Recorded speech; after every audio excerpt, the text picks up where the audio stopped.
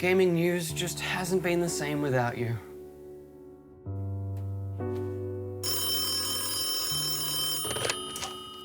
What's wrong, Will? You look sad. Daz, it's nothing, I suppose. I miss E3, you know? I always look forward to all the hype around those big press conferences, all those new trailers, the hands-on impressions of those exciting, unreleased games. It just kind of feels like gaming Christmas has been cancelled. Oh, don't be down, Will. We can make our own E3 right here. Come with me and do E3 in a world of pure imagination. Pure imagination! That's it, Darren! Jem, Rad, E3 is back on, but not really. We're doing an E3 special, but not E3. I have no idea what that means, but I'm excited. Will, you just saved gaming Christmas! How exciting!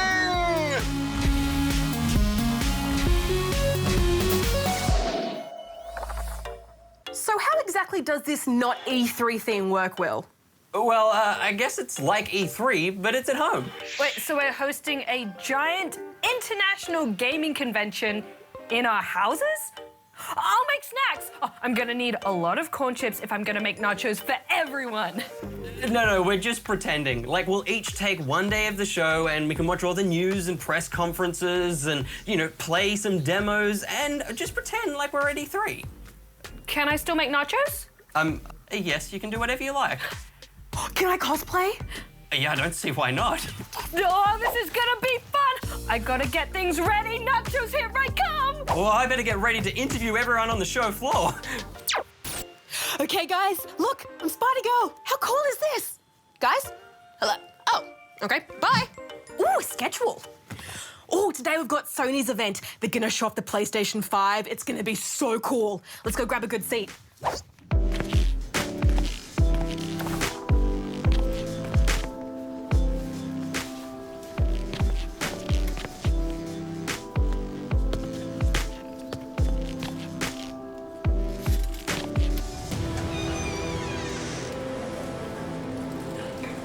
Oh, sorry, is this seat taken? Shh. Okay.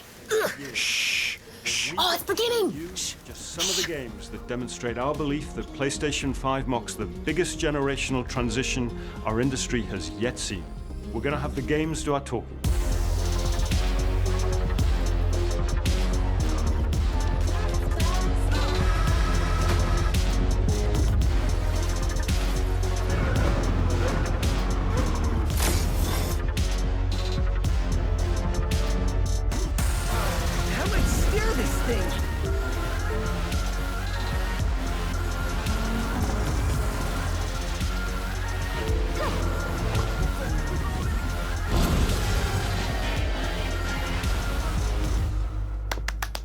Well, that was a pretty great little showcase. We saw some fancy ray tracing stuff in Gran Turismo, and they were really flexing what their new solid-state drive can do in Ratchet & Clank Rift Apart, and how it could load in all those different worlds one after the other. Plus, it looked stunning. I mean, watch out, Pixar. Speaking of stunning, Kena Bridge of Spirits looks like an adorable adventure. And Stray is a game about being a cat in a cyberpunk world full of robots. So naturally, I'm sold already. That's like two of my favorite things in one. And oh my, does it look spectacular. Definitely getting those next-gen vibes. There was a pretty fun mix of games there too. It's nice to see Sackboy is making a comeback in Sackboy: A Big Adventure. Although, to be honest, nothing in that felt super next-gen. And same with Bugsnax, which is from the Octodad developer. They are both PS4 and PS5 games, so that may be why. But both do look super charming. Also, Bugsnax has the best theme song a game has ever had, ever, and you cannot change my mind on that. Talking about Bugsnax. And how could I not talk about my beautiful robot children in Astro's Playroom? Unlike Astrobot Rescue Mission, this isn't VR. It looks more like a traditional 3D platformer that's aiming to show off what those fancy new PS5 controller triggers can do in a super adorable way. And best part is, it's gonna come installed on every PS5. You gotta love a freebie. And of course, they finished it off with a first look at the actual console. It's definitely a bold design that I'm sure won't be everyone's cup of tea, but personally, I quite like it. Really though, as long as it's nice and quiet and plays good games, that's all I really care about. Speaking of good games, I think it's about time I got my hands on one. Check it out, they've got Spiritfarer. I've had my eye on this one since its very first trailer. I mean, how could you not love that bright, bouncy art style and a heartstrings-tugging premise about helping adorable animal friends move on to the afterlife? After playing the demo though, I have to admit I'm a little more on the fence. I can confirm it is 1000% adorable. And any game that lets me uncontrollably hug people gets a lot of kudos in my book. But the actual gameplay loop hasn't got me sold yet. It seems like it may end up feeling a little fetch questy, with characters just asking you to go somewhere and do a thing.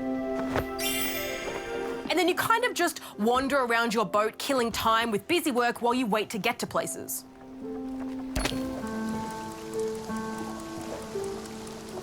But maybe it's just not the kind of experience that translates well to a short demo. And hey, if the final game can reel me in with a good story, you already know I'm sold. But I think that's it for day one of Not-E3, and what a fun day it's been, full of games and announcements. It's like I was really there.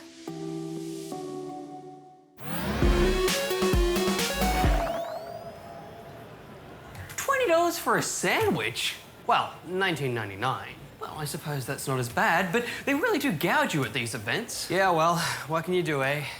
The Xbox event is about to begin. Please be seated. The Xbox event is about to begin. Yeah. Let me just... Oh, excuse me, coming through. Sorry. Did I miss anything good? Shh.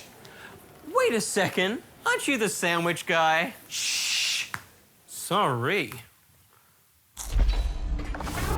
We believe that how you find and play your games is as important as the device you play them on.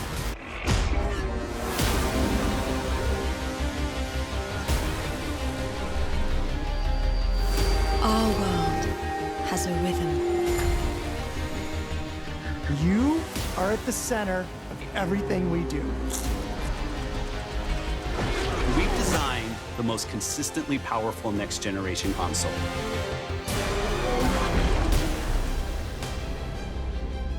Phew! Well, that was Xbox's big showcase, and there were certainly some great-looking games. Predictably, we saw a new Forza just titled Forza Motorsport. Not much was shown other than some fancy graphics, some cars racing, and cars in a garage full of people. So not much else to say other than it looked very pretty, especially with some of those lovely ray-traced reflections. We also got a better look at Rare's new game Everwild and finally learnt what it's all about. I think. Every step of a perilous journey. Naturally, I still have no idea what the game actually plays like, but it looks like some kind of big natural world where you take care of animals, which is adorable. And judging from the 4 characters, I'm guessing it's going to have a focus on multiplayer like Sea of Thieves. Speaking of which, there was also mention of a few upgraded next-gen versions of current games. There's going to be improved versions of Sea of Thieves and Forza Horizon 4. Though they didn't say how they would be improved, Ori and the Will of the Wisps upgraded version will be running at 120 frames per second, with some new audio apparently. By using premium audio tech that we previously just could not simulate in real time. And speaking of audio, I was super excited to see that Tetris Effect is coming with a new multiplayer mode. Man, that game has some great music, and it was great to see a new game from the team behind the SteamWorld Dig games, which have always been excellent. This looks like a big departure from their usual 2D games, being a 3D sci-fi adventure about vacuuming up alien goop called the Gunk.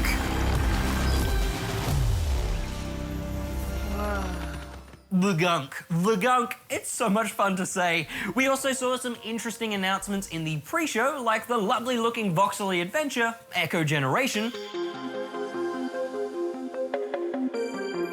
a very colourful platformer called Balan Wonderworld from some veteran Japanese developers,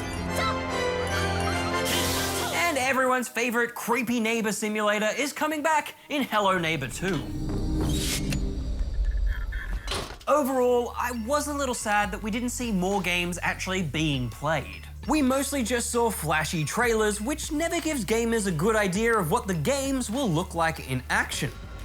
Also, they mentioned there would be over 100 Series X games by the end of the year, which is great, but I would have liked to have gotten a clearer picture of that. I mean, how many of these can we expect to play at launch? But I guess one major achievement is that everything they did show will be available on their Game Pass service on day one of the Series X launch. So subscribers to that will have plenty to play. But now that we've seen the big guns from both Xbox and PlayStation, I think I'll hit the show floor and see what other people have to say. All right, next gen. Are you guys excited about it? Well, you know, I'm mostly a PC gamer myself, so I don't really care about the new consoles, but I guess I'm a little excited. Right, did you have any favorite games you've seen so far? Oh, FIFA! Woohoo! Sure. You, sir, did you have any thoughts on next gen? Is this on TV? Yes. Hi, Mom, I'm on TV! Well, this was certainly worth doing. Actually, what were your names again? Will. Wait, that's my name. Jinx! Well, I think that about wraps this up.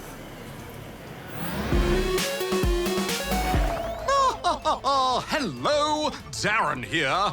As the next generation dawns with new consoles from PlayStation and Xbox, we find ourselves locked in the latest battle of the console wars. Round 1. What new consoles? Before the end of the year, Sony is launching 2 models of the PlayStation 5, one with a Blu-ray disc drive and a cheaper digital-only model without the disc drive.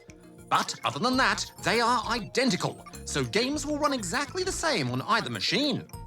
Microsoft, meanwhile, has announced the Xbox Series X, which is their premium next-gen console.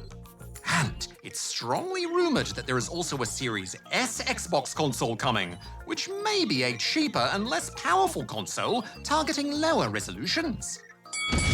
Round 2. The design.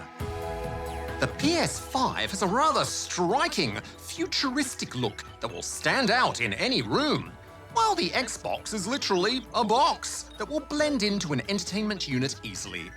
Both can be stood either vertically or laid down on their sides, which is helpful as they are quite large. Based on estimates, the PS5 is one of the largest consoles ever made, while the Xbox is a rather thick box. Horses for courses, I suppose. Round 3. The hardware. The PS5 and Series X have very similar technical specifications, though the Series X does look more powerful on paper.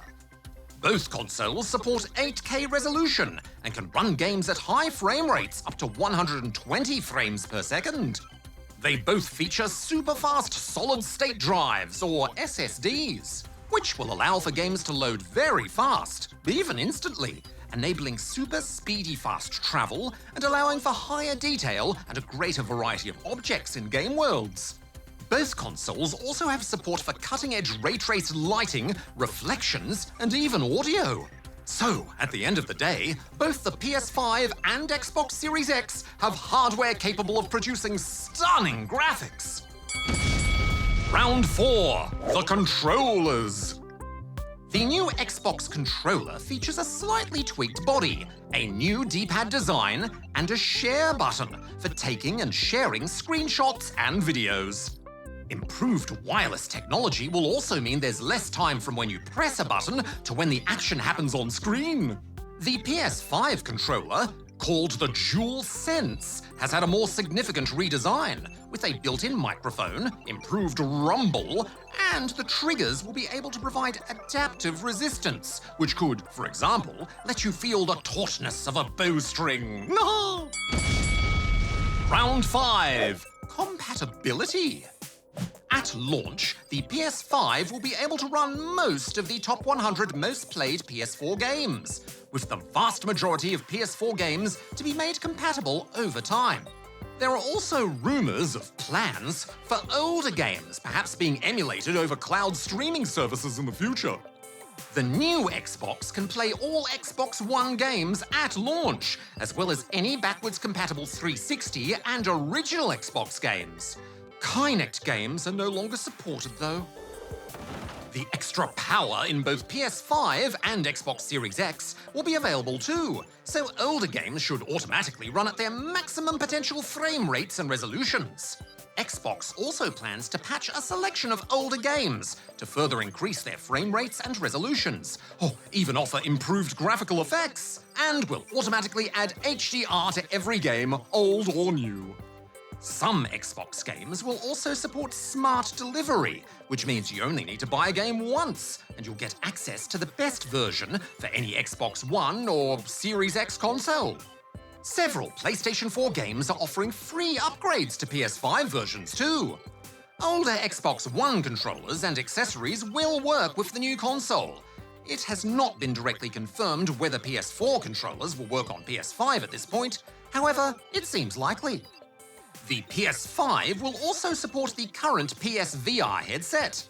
Speaking of which, Xbox currently has no public plans to support VR gaming on the Series X.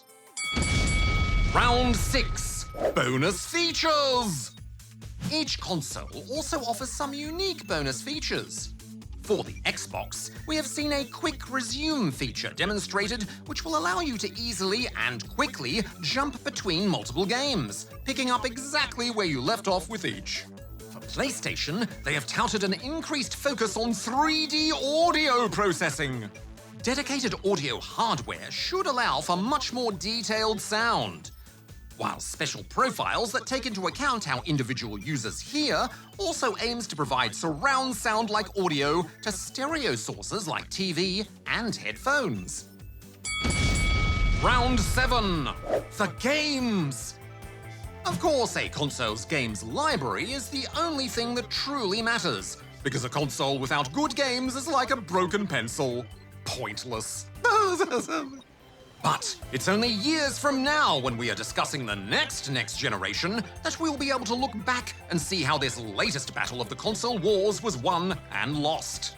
But for now, it looks like we have some very exciting consoles on the horizon, with two very determined combatants vying for a win. Which hopefully means one thing: more great games for us! Oh, I can't wait to see how this battle plays out! Stay frosty, gamers!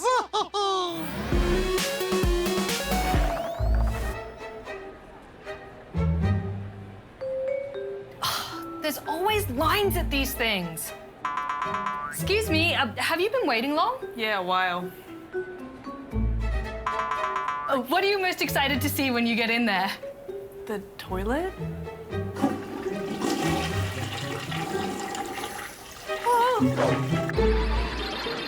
Okay, I'm here on the Not-E3 show floor, and there are tons of games to check out. But before I do, I want to talk about the announcements from Nintendo, EA, and Ubisoft, which is to say they haven't really announced much. For starters, Nintendo didn't do their big E3 Nintendo Direct video like it usually does. Instead, they plan to drip-feed us announcements through the air. And so far, they've revealed a remake of Pokemon Snap for Switch, and the upcoming Pokemon Unite, which is kind of like a Pokemon meets Dota multiplayer team battle game. So I'm intrigued. But that's about it so far. I would have thought Nintendo would have brought out the big guns, like a new Mario or Zelda game, to help them compete against the new consoles. But the Switch is selling well, so maybe they're happy to just truck along for now. And there is still time left in the year for big announcements, so fingers crossed we get them. Then there was EA's event, which focused mostly on more mature titles. However, Lost in Random looked like an interesting, dark kind of fairy tale adventure. And they've confirmed they're finally working on Skate 4.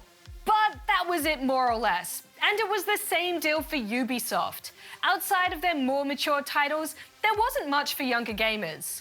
They announced Brawlhalla is coming to mobiles, and there was some DLC announced for various games, but no new Just Dance game or anything more family-friendly. Give me my Just Dance games! But they did announce that they will have more announcements in September, so hopefully we'll have things to announce about those announcements then. Obviously, 2020 is throwing all kinds of new challenges at everyone. But even so, I'd say this is a pretty lackluster showing from those publishers, considering we're in a launch year for 2 new consoles. On the plus side though, that gives me more time to get hands-on with some of these games, baby. Okay, so one trend that I've noticed this year that I am totally on board with is all of these adorable animal games. For example, this is Kiwi, a game about kiwi birds that run a post office. The demo was co-op only, where you and a friend have to either type out telegrams or put together letters and send them out on a cassowary courier. But there will apparently be some single-player modes in the final game. This is the perfect kind of silly fun a good couch co-op is all about though. And I, for one, would gladly pay express shipping to get the game into my hands ASAP. Then, of course, there's Skatebird. It's a skateboarding game with these frankly sickeningly cute little birds. Oh, I love the idea. But having played the demo, the actual skating felt a little off. The birds just feel a bit too twitchy, and I struggled to get into a solid skating groove with it. But of course, it's still early days, and I'm sure with a little bit of time, these little birds will be kick-flipping all over the place like tiny Tony Hawks. Then there's Fogs, which is like that TV show Cat Dog, except if it was Dog Dog. You control a 2-headed stretchy dog through a variety of colourful puzzles and platforming sections. One of the best mechanics here is that one head can, say, grab onto a tap, and the other head will start spraying out water. The only thing that I thought looked a little off was the dog model with the stretchy bodies sometimes not lining up perfectly with their heads. But this is definitely one I'm keen to stretch out my time with. Now, I know Jem wouldn't forgive me if I didn't check out some space games, so I had a look at Everspace 2, a very pretty space shooter. I never played the first one, but apparently the big new feature is that you get to fly around on planets now, although this demo didn't allow that. But it's pretty and the combat is satisfying. Though it still has a bit of that loop-the-loop combat that you see in a lot of these games, where you just spin around for ages trying to keep track of your enemies. I'll definitely keep an eye on it though. And speaking of pretty space games, I couldn't resist checking out XO1. Now, the story is about an alien probe or something, but all you need to know is that you play as some kind of sand dune surfing space marble / frisbee. You basically just have to increase your gravity to speed down mountainsides, then launch off the land and turn into a frisbee to glide as far as possible. It looks stunning and makes great use of those simple mechanics that are super satisfying and strangely calming. Whether or not this will hold my interest for the full game, we'll have to wait and see, but I loved this demo. Attention, the Not-E3 show is now closing. Well, it looks like Not-E3 is wrapping up for the year. Oh, you're closing? Yeah, I just gotta finish filming this real quick and then I'll leave. All right. Well, until next time, Spawnlings, Not-E3 out.